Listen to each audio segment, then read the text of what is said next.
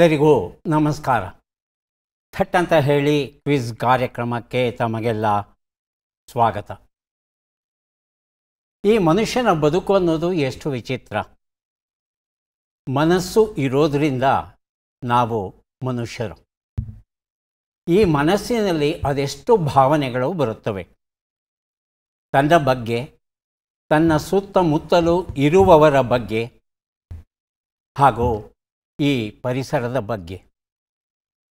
ಅವೆಲ್ಲವನ್ನು ಹೇಳ್ಕೊಳ್ಳೋಕ್ಕೆ ಪ್ರಯತ್ನ ಪಟ್ಟರೆ ಎಷ್ಟು ಚೆನ್ನಾಗಿರುತ್ತಲ್ವ.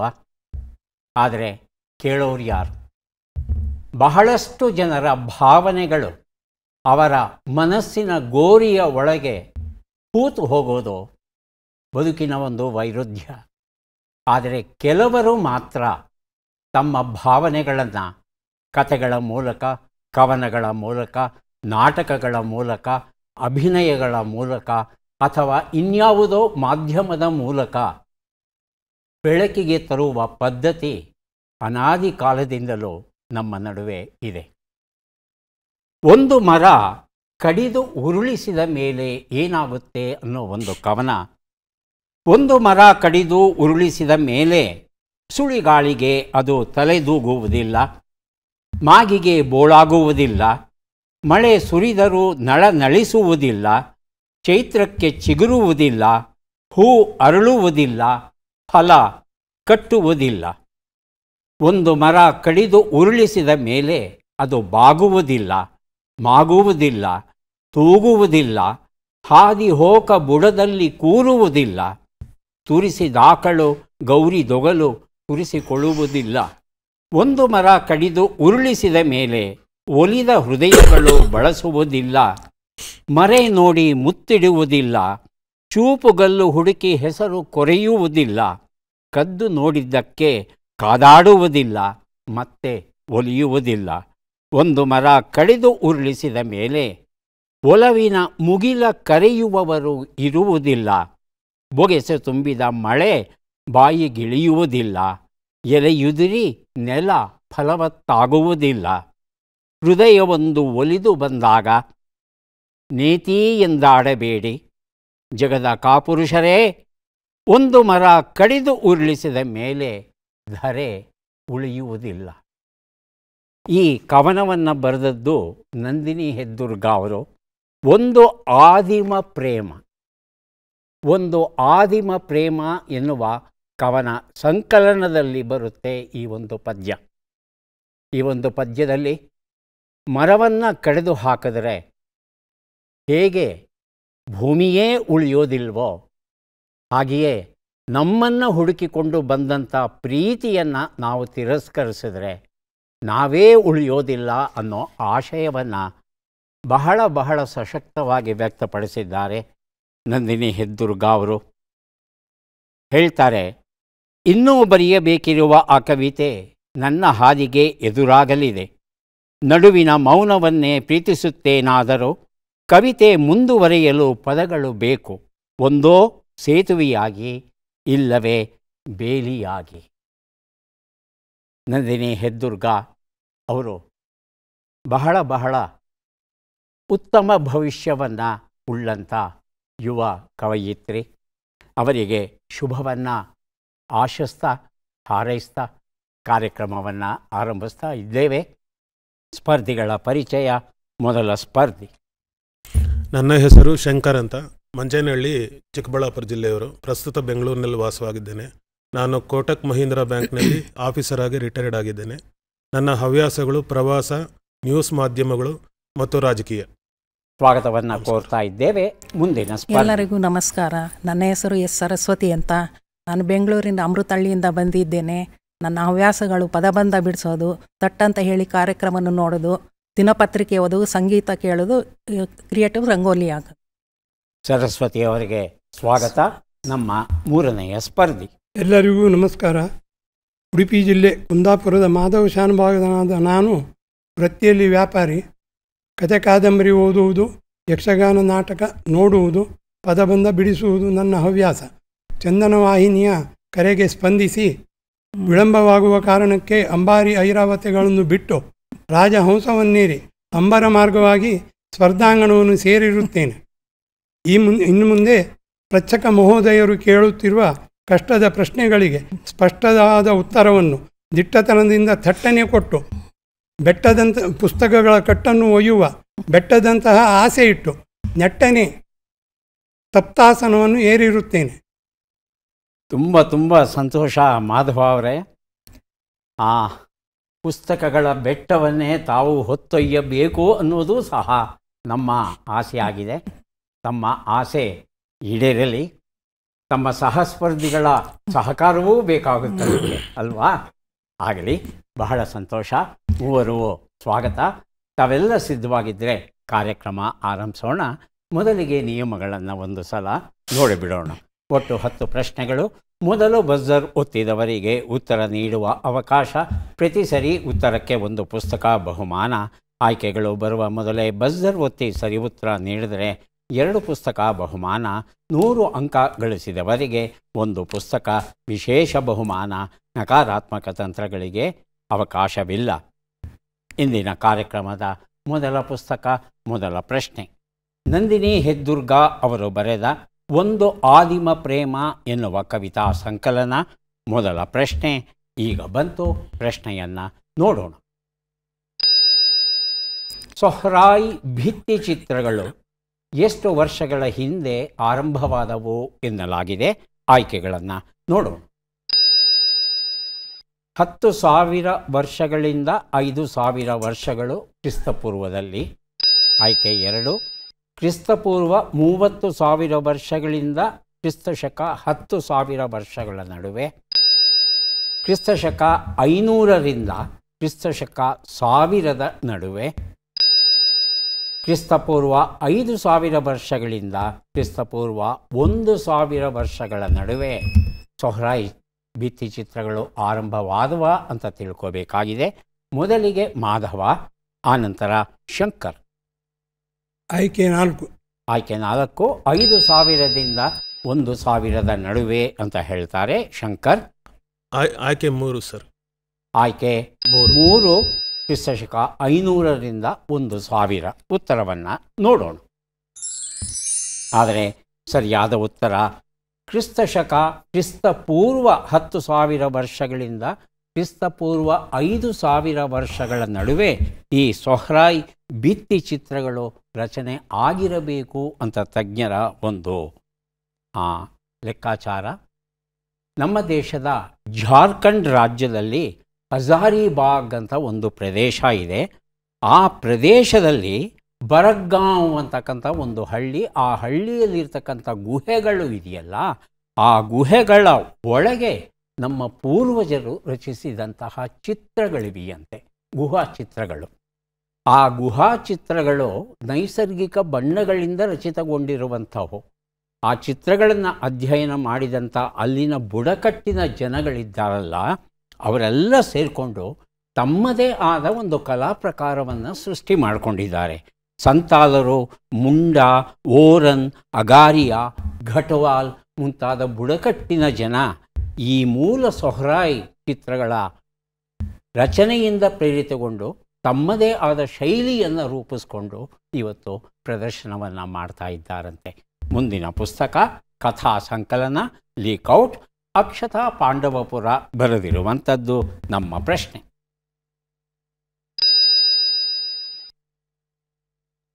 ಜೇಡರ ಬಲೆಯ ತಂತುವನ್ನು ಇಡೀ ಭೂಮಿಯ ಸುತ್ತಲೂ ಸುತ್ತಿದೆವು ಎಂದು ಭಾವಿಸೋಣ. ಅದರ ಒಟ್ಟು ತೂಕ ಎಷ್ಟಾಗಬಹುದು? ಆಯ್ಕೆಗಳನ್ನು ನೋಡೋಣ.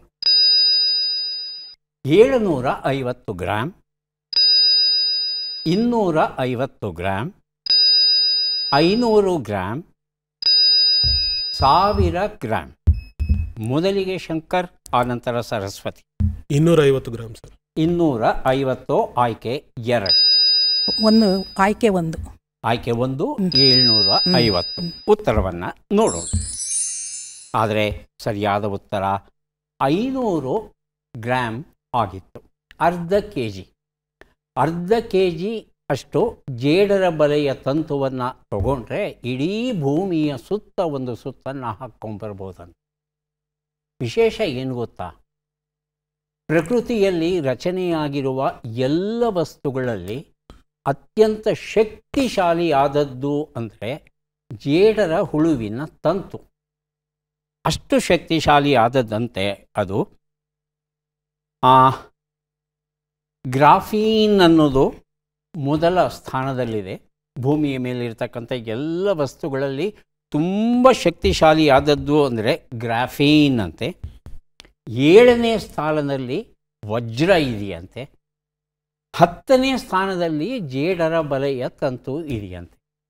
ಅಂದರೆ ಜೇಡರ ಬಲೆಯ ತಂತು ಈ ಭೂಮಿಯ ಮೇಲೆ ಇರುವ ಮಾನವ ನಿರ್ಮಿತ ಹಾಗೂ ಪ್ರಾಕೃತಿಕ ಎರಡೂ ವಸ್ತುಗಳ ಪಟ್ಟಿಯಲ್ಲಿ 10ನೇ ಸ್ಥಾನದಲ್ಲಿ ಇದೆಯಂತೆ. ಹಾಗಾಗಿ ಜೇಡರ ಹುಳುವಿನ ಸಾಮರ್ಥ್ಯ ಏನು ಅನ್ನೋದನ್ನು ನಾವು ಸ್ವಲ್ಪ ಕಲ್ಪಿಸ್ಕೊಳ್ಳೋಕ್ಕೆ ಪ್ರಯತ್ನ ಪಡೋಣ. ನಂಬಿಕೆ ಎಂಬ ಗಾಳಿಕೊಡೆ, ಡಾಕ್ಟರ್ ಪ್ರೇಮಲತಾ ಬಿ ಅವರು ಬರೆದ ಕಥಾ ಸಂಕಲನ. ಪ್ರಶ್ನೆ: ಭಾರತೀಯ ಸಂಬಾರ ಪದಾರ್ಥಗಳ ಸಂಶೋಧನಾ ಸಂಸ್ಥೆಯು ಇತ್ತೀಚೆಗೆ ಟ್ರೈಕೋಲೈಮ್ ಬಿಡುಗಡೆ ಮಾಡಿತು. ಏನಿದು? ಆಯ್ಕೆಗಳನ್ನು ನೋಡೋಣ. ಸಸ್ಯ ಹಾರ್ಮೋನು, ಜೈವಿಕ ಕೀಟನಾಶಕ ಬಯೋಪೆಸ್ಟಿಸೈಡ್, ರೋಗ ರಕ್ಷಣಾ ವರ್ಧಕ, ಹೆಚ್ಚು ಇಳುವರಿ ತಳಿ. 3ನೇದು ಸರ್. ಸರಸ್ವತಿ ಅವರು ಹೇಳ್ತಾರೆ 3ನೇದು ರೋಗ ರಕ್ಷಣಾ ವರ್ಧಕ ಅಂತ. ಹೌದಾ ಮಾಧವ ಅವರೇ? ಆಯ್ಕೆ 2 ಜೈವಿಕ ಕೀಟನಾಶಕ ಅಂತ ಹೇಳ್ತಾ ಇದ್ದಾರೆ. ಉತ್ತರವನ್ನು ನೋಡೋಣ. ಜೈವಿಕ ಕೀಟನಾಶಕ ಉತ್ತರ ಸರಿಯಾಗಿದೆ. ನಂಬಿಕೆ ಎಂಬ ಗಾಳಿಕೊಡೆ ಎನ್ನುವ ಈ ಒಂದು ಪುಸ್ತಕವನ್ನು ಮಾಧವ ಅವರಿಗೆ ಕೊಟ್ಟಿದ್ದೇವೆ. ಈ ಟ್ರೈಕೋಲೈಮ್ ಅನ್ನೋದು ಒಂದು ಶಿಲೀಂಧ್ರದ ಹೆಸರು, ಬೂಸ್ಟಿನ ಜಾತಿಗೆ ಸೇರಿತು. ಇದು 2 ಥರ ಕೆಲಸ ಮಾಡುತ್ತಂತೆ. ಗಿಡ ಮರಗಳು ಬೆಳೆಯೋದಕ್ಕೆ ಅಗತ್ಯವಾದಂಥ ಗೊಬ್ಬರವನ್ನು ಪೂರೈಸುತ್ತೆ, ಪೋಷಕಾಂಶಗಳನ್ನು ಪೂರೈಸುತ್ತೆ. ಜೊತೆಗೆ ಬೇರೆ ರೀತಿಯಾದ ಕಾಯಿಲೆಗಳು ಅಂಟಿಕೊಳ್ಳದ ಹಾಗೆ ರಕ್ಷಣೆಯನ್ನು ಕೊಡುತ್ತಂತೆ. ಹಾಗಾಗಿ ಎರಡೂ ರೀತಿ ಮನುಷ್ಯನಿಗೆ ಸಹಾಯ ಮಾಡ್ತಾ ಇರೋ ಈ ಒಂದು ವಸ್ತು ಏನಿದೆ, ಈ ಒಂದು ಜೀವ ಏನಿದೆ, ಇದನ್ನು ಅಭಿವೃದ್ಧಿಪಡಿಸಿ ಇದನ್ನು ಇವತ್ತು ಮಾರುಕಟ್ಟೆಗೆ ಬಿಡುಗಡೆ ಮಾಡಿದೆಯಂತೆ. ಇವತ್ತು ಈ ಭಾರತೀಯ ಸಂಬಾರ ಪದಾರ್ಥಗಳ ಸಂಶೋಧನಾ ಸಂಸ್ಥೆ. ಅಪ್ಸರೆ ಎನ್ನುವ ಕಥಾ ಸಂಕಲನ ಈಗ ಕೊಡ್ತಾ ಇದ್ದೇವೆ. TR ವರದರಾಜನ್ ಅವರು ಇದನ್ನು ಬರೆದಿದ್ದಾರೆ. ನಮ್ಮ ಪ್ರಶ್ನೆ: ಕನ್ನಡ ಚಲನಚಿತ್ರ ರಂಗದ ಬೆಳವಣಿಗೆಗೆ ಅಗತ್ಯವಾದ ಸಹಾಯಧನವನ್ನು, ಸಬ್ಸಿಡಿ ಹಣವನ್ನು ಕರ್ನಾಟಕ ಸರ್ಕಾರವು ಯಾವ ವರ್ಷದಲ್ಲಿ ಆರಂಭಿಸಿತು? ಆಯ್ಕೆಗಳನ್ನು ನೋಡೋಣ. 1975, 55, 85 ಹಾಗೂ 65. ಮೊದಲಿಗೆ ಶಂಕರ್, ಆನಂತರ ಮಾಧವ. 1975 ಸರ್. 75 ಆಯ್ಕೆ 1. ಮಾಧವ 65. 65 ಆಯ್ಕೆ 4. ಉತ್ತರವನ್ನು ನೋಡೋಣ. 65 ಉತ್ತರ ಸರಿಯಾಗಿದೆ. ಅಪ್ಸರೆ ಕಥಾ ಸಂಕಲನ ಕೊಟ್ಟಿದ್ದೇನೆ ಮಾಧವ ಅವರಿಗೆ. ಸುಮಾರು 125 ಚಿತ್ರಗಳಿಗೆ ತಲಾ 10 ಲಕ್ಷ ರೂಪಾಯಿಗಳ ಸಹಾಯಧನ ಕೊಡುವ ಒಂದು ವ್ಯವಸ್ಥೆ ನಮ್ಮ ರಾಜ್ಯದಲ್ಲಿ ಇದೆ. ಆದರೆ 2022-23ನೇ ಸಾಲಲ್ಲಿ 125 ಚಿತ್ರಗಳಿಗೆ ಕೊಟ್ಟರೆ ಸಾಲದು. ಆ ಸಂಖ್ಯೆಯನ್ನು 175 ಚಿತ್ರಗಳಿಗೆ ಏರಿಸಬೇಕು ಅಂತ ಸರ್ಕಾರ ತೀರ್ಮಾನ ತಗೊಳ್ತು. ಆದರೆ ಆ ವರ್ಷ ಬರೀ 150 ಚಿತ್ರಗಳು ಮಾತ್ರ ನಿರ್ಮಾಣ ಆದುವಂತೆ. ಈ ಸಹಾಯಧನದಿಂದ ಚಿತ್ರರಂಗ ಸುಧಾರಿಸಿಕೊಂಡಿದೆ ಅನ್ನೋದು ನಿಜ, ಉತ್ತಮ ಚಿತ್ರಗಳು ಬಂದಿವೆ ಅನ್ನೋದು ನಿಜ, ಹಾಗೆಯೇ ಕಳಪೆ ಚಿತ್ರಗಳೂ ಬಂದಿವೆ ಅನ್ನೋದನ್ನು ಮರೆಯೋ ಹಾಗೆ ಇಲ್ಲ. ಹೋರಾಟದ ಒಂದು ನೋಟ, ಶ್ರೀಮತಿ ಸಿದ್ದಮ್ಮ ಮಹದೇವಪ್ಪ ಮೈಲಾರ ಅವರ ಬದುಕು ಬರಹದ ಕೃತಿ, ಸಂಕಮ್ಮ ಜಿ ಸಂಕಣ್ಣನವರ್ ಬರೆದಿರುವಂಥದ್ದು. ಪ್ರಶ್ನೆ: ಬಿಟ್ಟಕ್ಷರಗಳನ್ನು ತುಂಬಿ. ತುಮ್, ತಿ, ವಿ, ನಿ, ವಾ.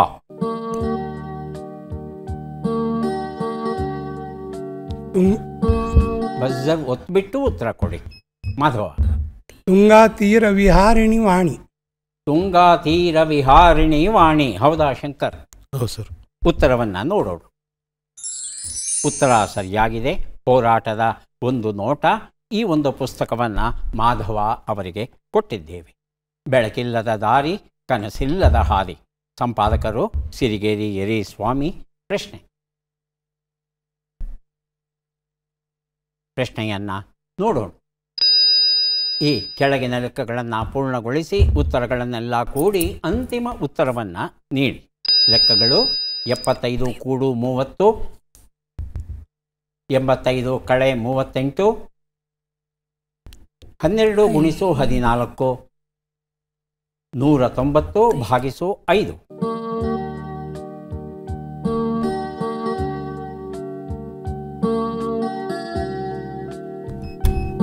ಬಜರ್ ಮೊದಲಿಗೆ ಒತ್ತಿದ್ದಾರೆ ಮಾಧವ ಅವರು. ಅಂತಿಮ ಉತ್ತರವನ್ನು ಕೇಳೋಣ. 358. 3, 5, 8 ಅಂತ ಹೇಳ್ತಾ ಇದ್ದಾರೆ ಶಂಕರ್. ಸರಿಯಾಗಿದೆಯಾ? ಸರಿ ಸರ್. ಉತ್ತರವನ್ನು ನೋಡ್ತಾ ಹೋಗೋಣ. ಒಂದು ಉತ್ತರ 105, 47, 168, 38 ಎಲ್ಲವನ್ನ ಕೂಡಿದ್ರೆ 358 ಉತ್ತರ ಸರಿಯಾಗಿದೆ. ಮಾಧವ ಅವರಿಗೆ ಬೆಳಕಿಲ್ಲದ ದಾರಿ, ಕನಸಿಲ್ಲದ ಹಾದಿ ಈ ಒಂದು ಪುಸ್ತಕವನ್ನು ಕೊಟ್ಟಿದ್ದೇನೆ. ಈಗ ಕೊಡಲಿದ್ದೇವೆ ಆಶಾ ರಘು ಅವರು ಬರೆದ ಬೃಹತ್ ಕಾದಂಬರಿ ಆವರ್ತ. ನಮ್ಮ ಪ್ರಶ್ನೆ ಈಗ ಬಂತು. ಪ್ರಶ್ನೆಯನ್ನು ನೋಡೋಣ. ಈ ಪದ್ಮ ಪುರಸ್ಕೃತರನ್ನು ಗುರುತಿಸಿ. ಚಿತ್ರವನ್ನು ನೋಡೋಣ.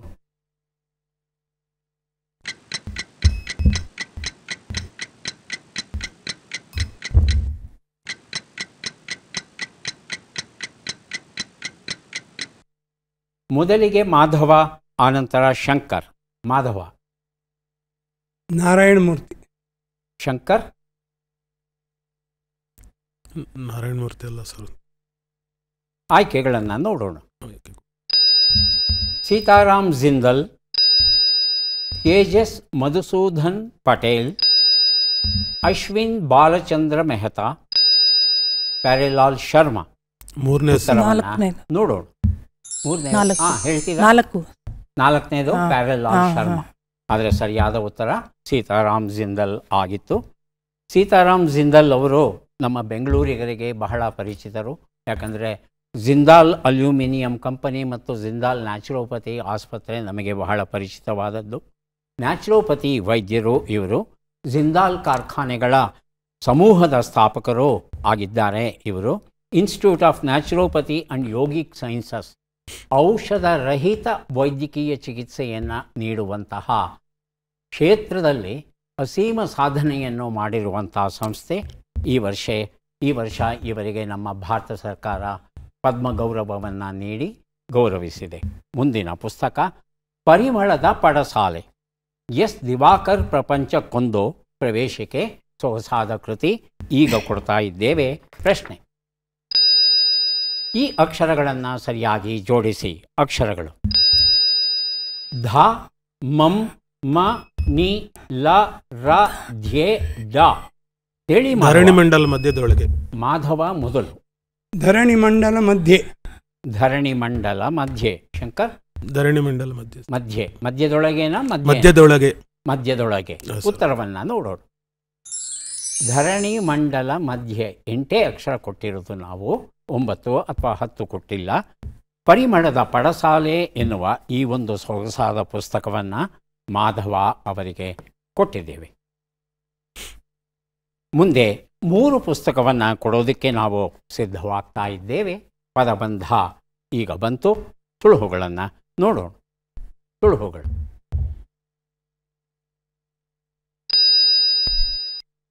ಬೇರೊಬ್ಬರ ಮನಸ್ಸನ್ನು ತಿಳಿಯುವ ಸಾಮರ್ಥ್ಯ, ಬಾನಿಗೆ ಕೈಮುಗಿ, ವಿಶೇಷ ತಿಳಿವಳಿಕೆ ಉಳ್ಳವನು.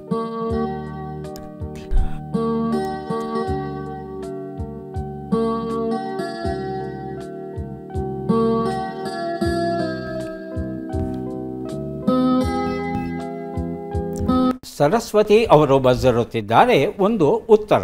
ಮನೋಭಾವನೆ. ಮನೋಭಾವನೆ. ಶಂಕರ್ ಹಾಗೂ ಮಾಧವ ತಾವೂ ಪ್ರಯತ್ನಿಸಬಹುದು. ಮೊದಲನೇದಕ್ಕೆ ಮಾತ್ರ ಉತ್ತರವನ್ನು ನೋಡೋಣ. ಒಂದು ಉತ್ತರ ಇಂಗಿತ ಜ್ಞಾನ ಆಗಿತ್ತು. ಎರಡು ಉತ್ತರ ಯಾರು ಬೇಕಾದರೂ ಬಜರ್ ಒತ್ತಬಹುದು, ಉತ್ತರ ಕೊಡಬಹುದು. ಮಾಧವ ಭಾಗಿಸು. ಭಾಗಿಸು. ಬಾಗಿಸು. ಮುಗಿಯು. ಮುಗಿಯು. ನನಗೆ ಗೊಂದಲ ಆಗ್ತಾ ಇದೆ. ಮುಗಿಯು. ಮುಗಿಯು. ನನಗೆ ಬಹಳ ಗೊಂದಲ ಆಗ್ತಾ ಇದೆ. ಮುಗಿಲ ಬಾಗಿಸುನ. ಮುಗಿಯು. ಮುಗಿಲು. ಉತ್ತರವನ್ನು ನೋಡೋಣ. ಮುಗಿಲು ಉತ್ತರ ಸರಿಯಾಗಿದೆ. ಗೀತ ಮಂಜರಿ ಕೊಟ್ಟಿದ್ದೇನೆ. 3 ಉತ್ತರ ಯಾರು ಬೇಕಾದರೂ. ವಿಜ್ಞಾನಿ. ಶಂಕರ್ ಶಂಕರ್ ಶಂಕರ್ ಬಜರ್ ಒತ್ತಿರೋದು. ವಿಜ್ಞಾನಿ ಸರ್. ಹೇಳಿ ಸರ್. ವಿಜ್ಞಾನಿ. ಉತ್ತರವನ್ನು ನೋಡೋಣ. ವಿಜ್ಞಾನಿ ಉತ್ತರ ಸರಿಯಾಗಿದೆ. ಸಂತೆಯ ಸರಕು ಉಷಾ ನರಸಿಂಹನ್ ಬರೆದಂಥ ಪುಸ್ತಕ ಶಂಕರ್ ಅವರಿಗೆ ಕೊಟ್ಟಿದ್ದೇವೆ. ಕೊನೆಯ ಘಟ್ಟಕ್ಕೆ ಬಂದಿದ್ದೇವೆ. ಚಟ್ಪಟ್ ಚಿನ್ಕುರುಳಿ. 5 ಪ್ರಶ್ನೆಗಳು. ಮೊದಲ ಅವಕಾಶ ಶಂಕರ್ ಅವರಿಗೆ. ಸಿದ್ಧವಾಗಿದ್ದರೆ ಪ್ರಶ್ನೆಗಳನ್ನು ಆರಂಭಿಸ್ತೇವೆ. ಮೊದಲ ಪ್ರಶ್ನೆ. ದಡ ಕಾಣಿಸು ಎನ್ನುವ ನುಡಿಗಟ್ಟಿನ ಅರ್ಥವೇನು? ಗುರಿ ಮುಟ್ಟಿಸು, ಪಾರು ಮಾಡು. ಗುರಿ ಮುಟ್ಟಿಸು ಸರ್. ಮುಂದಿನ ಪ್ರಶ್ನೆ. ಜಾಣೆ, ಪ್ರೌಢೆ ಎಂಬ ಅರ್ಥವನ್ನು ಕೊಡುವ ಶಬ್ದ ಯಾವುದು? ಚದುರೆ, ಚಪಲೆ. ಚದುರೆ. ಮುಂದಿನ ಪ್ರಶ್ನೆ. ಮಹಾಭಾರತದಲ್ಲಿ ವಿರಾಟ ಮಹಾರಾಜನ ಸೋದರಿಯ ಹೆಸರೇನು? ಸತ್ಯವತಿ, ಪುಣ್ಯವತಿ. ಸತ್ಯವತಿ. ಮುಂದಿನ ಪ್ರಶ್ನೆ. ಈ ಗಾದೆಯನ್ನು ಪೂರ್ಣಗೊಳಿಸಿ. ಬಂದದ್ದನ್ನು ಬಿಡಬಾರದು, ಬಾರದ್ದನ್ನು ಆಶೆ ಪಡಬಾರದು. ಮುಂದಿನ ಪ್ರಶ್ನೆ. ಈ ಒಗಟನ್ನು ಬಿಡಿಸಿ. ಆಡಿಸಿದಂಗೆ ಆಡುತ್ತೆ, ಒದ್ದೆ ಮುದ್ದೆ ಆಗುತ್ತೆ, ಇದ್ದದ್ದನ್ನು ಹೇಳುತ್ತೆ, ಇಲ್ಲದ್ದನ್ನೂ ಹೇಳುತ್ತೆ.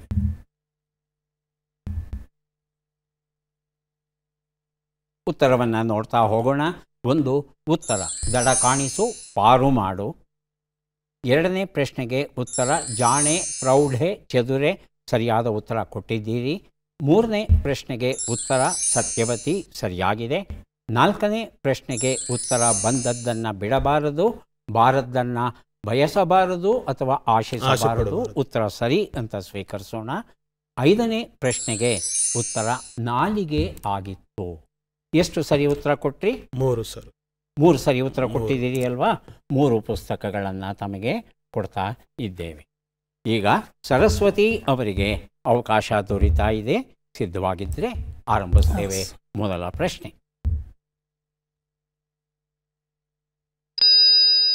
ದಡ್ಡ ಶಿಖಾಮಣಿ ಎನ್ನುವ ನುಡಿಗಟ್ಟಿನ ಅರ್ಥವೇನು? ಬಹಳ ದಡ್ಡ, ಸ್ವಲ್ಪ ದಡ್ಡ. ಬಹಳ ದಡ್ಡ. ಮುಂದಿನ ಪ್ರಶ್ನೆ. ಬಜರ್ ಒತ್ತದ ಬೇಡ. ದಪ್ಪ ಹೊದಿಕೆ, ದುಪ್ಪಟಿ ಎಂಬ ಅರ್ಥವನ್ನು ಕೊಡುವ ಶಬ್ದ ಯಾವುದು? ಚದ್ದರು, ಜದ್ದರು. ಚದ್ದರು. ಮುಂದಿನ ಪ್ರಶ್ನೆ. ಲಕ್ಷ್ಮಣ ಮತ್ತು ಬಲರಾಮರು ಯಾರ ಅಂಶದಿಂದ ಹುಟ್ಟಿದರು? ಅನಂತ, ತಕ್ಷಕ. ಅನಂತ. ಮುಂದಿನ ಪ್ರಶ್ನೆ. ಈ ಗಾದೆಯನ್ನು ಪೂರ್ಣಗೊಳಿಸಿ. ನುಚ್ಚು ಉಂಡ ಮಗ ನಮ್ಮವನು. ಮುಂದಿನ ಪ್ರಶ್ನೆ. ಈ ಒಗಟನ್ನು ಬಿಡಿಸಿ. ಆಳುದ್ದ ಮರ, ಮಾರುದ್ದ ಎಲೆ, ಗೇಣುದ್ದ ಕಾಯಿ. ನುಗ್ಗೆಕಾಯಿ. ನುಗ್ಗೆಕಾಯಿ. 5 ಪ್ರಶ್ನೆಗಳಾಗಿವೆ. ಉತ್ತರಗಳನ್ನು ನೋಡ್ತಾ ಹೋಗೋಣ. ಒಂದು ಉತ್ತರ ದಡ್ಡ ಶಿಖಾಮಣಿ, ಬಹಳ ದಡ್ಡ ಸರಿಯಾಗಿದೆ. 2 ಉತ್ತರ ಚದ್ದರು ಸರಿಯಾಗಿದೆ. 3 ಉತ್ತರ ಅನಂತ ಸರಿಯಾಗಿದೆ. 4 ಉತ್ತರ ನುಚ್ಚ ಉಂಡ ಮಗ ನಮ್ಮವನು, ತುಪ್ಪ ಉಂಡ ಅಳಿಯ ನಮ್ಮವನಲ್ಲ. ಮುಂದಿನ ಪ್ರಶ್ನೆಗೆ ಉತ್ತರ ಬಾಳೆ ಮರ. ಒಟ್ಟು 3 ಪ್ರಶ್ನೆಗಳಿಗೆ ತಾವು ಸರಿಯಾದ ಉತ್ತರ ಕೊಟ್ಟಿದ್ದೀರಿ. 3 ಪುಸ್ತಕಗಳನ್ನು ತಮಗೆ ಕೊಡ್ತಾ ಇದ್ದೇವೆ. ಈಗ ಮಾಧವ ಅವರಿಗೆ ಅವಕಾಶ ಬರ್ತಾ ಇದೆ. ಸಿದ್ಧವಾಗಿದ್ದರೆ ಆರಂಭಿಸ್ತೇವೆ. ಮೊದಲ ಪ್ರಶ್ನೆ. ದಪ್ಪ ಚರ್ಮದವನು ಎನ್ನುವ ನುಡಿಗಟ್ಟಿನ ಅರ್ಥವೇನು? ಪ್ರತಿಕ್ರಿಯೆಯನ್ನು ತೋರದವನು, ಸಂವೇದನೆಯೇ ಇಲ್ಲದವನು. ಪ್ರತಿಕ್ರಿಯೆಯನ್ನು ತೋರದವನು. ಮುಂದಿನ ಪ್ರಶ್ನೆ. ಕರತಾಡನ, ಚಪ್ಪಾಳೆ ಎಂಬ ಅರ್ಥವನ್ನು ಕೊಡುವ ಶಬ್ದ ಯಾವುದು? ಚಪ್ಪಳ, ತುಪ್ಪಳ. ಚಪ್ಪಳ. ಮುಂದಿನ ಪ್ರಶ್ನೆ. ಅನಂತಸೇನ ಯಾವ ದೇವತೆಯ ಮತ್ತೊಂದು ಹೆಸರು? ಷಣ್ಮುಖ, ಇಂದ್ರ. ಇಂದ್ರ. ಮುಂದಿನ ಪ್ರಶ್ನೆ. ಈ ಗಾದೆಯನ್ನು ಪೂರ್ಣಗೊಳಿಸಿ. ನೆಂಟರು ದೂರವಿರಬೇಕು, ಸ್ನೇಹಿತರು ಹತ್ತಿರವಿರಬೇಕು. ಮುಂದಿನ ಪ್ರಶ್ನೆ. ಈ ಒಗಟನ್ನು ಬಿಡಿಸಿ. ಸುಟ್ಟರೆ ಸಾಯಲಾರೆ, ಬಡಿದರೆ ಬದುಕಲಾರೆ. ಉತ್ತರವನ್ನು ನೋಡ್ತಾ ಹೋಗೋಣ. ಒಂದು ಉತ್ತರ. ದಪ್ಪ ಚರ್ಮದವನು, ಪ್ರತಿಕ್ರಿಯೆಯನ್ನೇ ತೋರದವನು. ಉತ್ತರ ಸರಿಯಾಗಿದೆ. 2 ಉತ್ತರ. ಚಪ್ಪಳ ಸರಿಯಾಗಿದೆ. 3 ಉತ್ತರ. ಷಣ್ಮುಖ ಆಗಿದ್ದ ಇಂದ್ರ ಅಲ್ಲ. 4ನೇ ಪ್ರಶ್ನೆಗೆ ಉತ್ತರ. ನೆಂಟರು ದೂರವಿರಬೇಕು, ಬಾವಿ ಹತ್ತಿರವಿರಬೇಕು. 5ನೇ ಪ್ರಶ್ನೆಗೆ ಉತ್ತರ. ಇದು ಮಡಕೆಯ ವರ್ಣನೆ ಆಗಿತ್ತು. ಎಷ್ಟು ಸರಿ ಉತ್ತರ ಕೊಟ್ರಿ? 2 ಅಲ್ವಾ? 2 ಪುಸ್ತಕಗಳನ್ನು ತಮಗೆ ಕೊಡ್ತಾ ಇದ್ದೇವೆ. ಯಾರಿಗೆ ಎಷ್ಟು ಪುಸ್ತಕ ಬಂದಿವೆ ಅದನ್ನು ನೋಡುವ ಕ್ಷಣ ಈಗ ಬಂತು. ಮೊದಲು ಶಂಕರ್ ಅವರಿಗೆ ನಾವು 4 ಪುಸ್ತಕಗಳನ್ನು ಕೊಡ್ತಾ ಇದ್ದೇವೆ. ಪುಸ್ತಕಗಳನ್ನು ಸ್ವೀಕರಿಸಿ ಕಾರ್ಯಕ್ರಮದಲ್ಲಿ ಭಾಗಿಯಾಗಿದ್ದಕ್ಕೆ ತಮಗೆ ಧನ್ಯವಾದಗಳನ್ನು ಅರ್ಪಿಸ್ತಾ ಇದ್ದೇವೆ. ಧನ್ಯವಾದಗಳು. ಸರಸ್ವತಿ ಅವರಿಗೆ 3 ಪುಸ್ತಕಗಳು ದೊರೆಯುತ್ತಾ ಇವೆ. ಸ್ವೀಕರಿಸಿ ಅಭಿನಂದನೆಗಳು. ಮಾಧವ ಅವರಿಗೆ 4 8 ಪುಸ್ತಕ ತಮಗೆ ಸಿಗ್ತಾ ಇದೆ. ಸ್ವೀಕರಿಸಿ ಅಭಿನಂದನೆಗಳು.